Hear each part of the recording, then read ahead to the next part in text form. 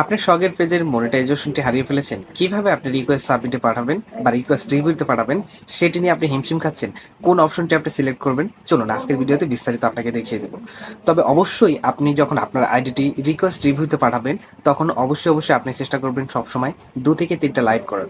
কেননা আপনি যদি ২ থেকে ৩ টা লাইভ করার পরে আপনার আইডিটি রিকোয়েস্ট সাবমিটে পাঠান, তখন কিন্তু ফেসবুক আপনার যে আইডিটা পর্যবেক্ষণ করবে, আর পর্যবেক্ষণ করে দেখবে যে তখন আপনার কিন্তু অরিজিনাল কনটেন্ট বা আপনার এটা অরিজিনাল আইডি। সো রিকোয়েস্ট রিভিউতে পাঠানোর পরে আপনি অবশ্যই কন্টিনিউ আপনার নিজস্ব কন্টেন্ট নিয়ে কাজ করতে থাকবেন। তো প্রথমত কিভাবে আপনি রিকোয়েস্ট সাবমিট পাঠাবেন বা রিকোয়েস্ট রিভিউতে পাঠাবেন সেটা কিন্তু নিয়ে হিমশিম খাচ্ছেন। কারণ এখানে রিকোয়েস্ট রিভিউতে গেলে ২ টি অপশন চলে আসতেছে। তো কোন অপশনটা আপনি সিলেক্ট করবেন? তো অবশ্যই যদি আপনার নিজস্ব কনটেন্ট থাকে তাহলে যে প্রথম অপশনটি রয়েছে সেই প্রথম অপশনটি ক্লিক করে নিচের দিকে কন্টিনিউ বাটনে ক্লিক করে দিবেন। নিচের দিকে কন্টিনিউ বাটনে ক্লিক করার পরে ডান অপশন আসবে। সেই ডান অপশনে ক্লিক করে দিলে ফেসবুক আপনার ৭ দিনের মধ্যে আইডিটি পর্যবেক্ষণ করবে এবং দেখবে যে কোনো প্রকার স্প্যামিং বা আনঅরিজিনাল কনটেন্ট রয়েছে কিনা।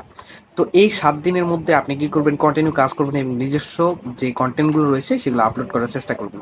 অবশ্যই যদি আপনার প্রোফাইলে সেরকম কোনো ইস্যু না থেকে থাকে, যদি টেকনিক্যালি প্রবলেমের কারণে এই সমস্যাটি হয়ে থাকে, তাহলে কিন্তু অটোমেটিক্যালি সলভ হয়ে যাবে।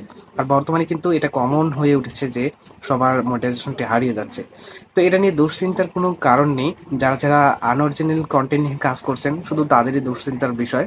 কেননা এই আনঅরিজিনাল কনটেন্ট এখন ফেসবুকে কোনো গ্রহণযোগ্য হবে না, বা তাদের যে নীতিমালাটি রয়েছে সেই নীতিমালাতে এই ফেসবুকের আনঅরিজিনাল কনটেন্টটি মনিটাইজেশন পাবে না, এবং যদিও পেয়ে থাকে তাহলে সেই মনিটাইজেশনটি হারিয়ে যাবে।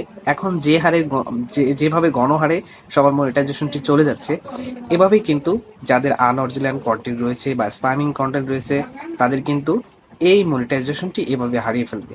সো যারা ফেসবুক নিয়ে কাজ করতেছেন অনেক কষ্ট করে পরিশ্রম করে, যদি আপনার এই স্বাদের মনিটাইজেশনটি হারিয়ে যায় আপনার পেজ বা প্রোফাইলের, তাহলে কিন্তু এর থেকে দুঃখজনক বিষয়টি, মানে দুঃখজনক বিষয় আর কোনো কিছু থাকবে না।